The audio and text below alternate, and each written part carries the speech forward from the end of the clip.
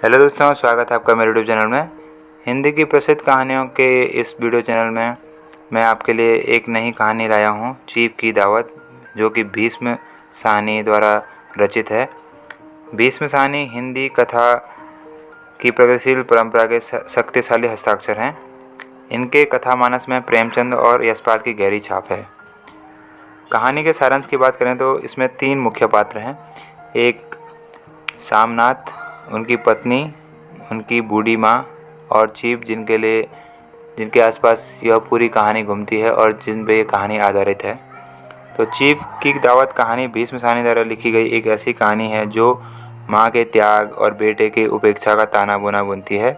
इस कहानी के माध्यम से लेखक ने एक माँ का दर्द उकेरा जो अपने बेटे बहू के लिए बोझ के समान है। माँ के अपने बेटे को पाल पोस कर बड़ा किया, लेकिन वही बेटा उसी बुढ़ापे में बोझ समझता है।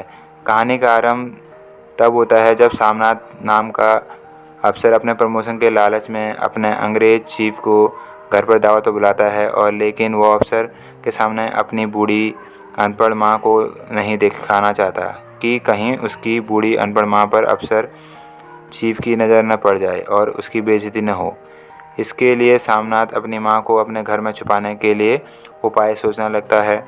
उसे डर है कि कहीं उसकी ग्रामीण माँ अफसरों के सामने आ गई तो उसकी बेइज्जती हो जाएगी, उसका मजाक बनेगा। वह माँ को बरामदे के कोने में कुर्सी पर बैठा देता है ताकि किसी की नज़र न पड़े। अफसर आता है, पार्टी चलती है। माँ बेचारी कुर्सी पर बैठे बैठे सो जाती है। बाद में अफसर का माँ से सामना हो ही जाता है और वह माँ से उसके हालचाल पूछता है। वह सामनाथ की माँ की ग्रामीण बोली से प्रभावित होता है और खुश होकर दोबारा आकर माँ से मिलने का वादा करता है। सामनाथ बाद में खुश हो जाता है कि बेइज्जती नहीं हुई। उसकी माँ घबराती है कि कहीं मेरे कारण बेटा उस पर नाराज़ न हो, लेकिन सामनाथ कहता है कि अफसर तुम्हारी बनाई फुलकारी देखने के लिए दोबारा आने को कह गया है। माँ अपने बेटे से हरिद्वार भेजने की जिद करती है, लेकिन बेटा कहता है नहीं, तुम यहीं पर रहोगी, फुलकारी बनाओगी और अफसर खुश होगा और मेरी तरक्की प्रमोशन होगा। माँ भी अपने बेटे की तरक्की का नाम सुनकर खुश हो जाती है और इस तरह कहानी का अंत होता है। इस कहानी के माध्यम से लेखक ने माँ के भावों को व्यक्त किया है और अपने संतान के लिए हर हाल में सुख चाहती है, चाहे उसकी संतान उसे कितना भी दुख क्यों न दे।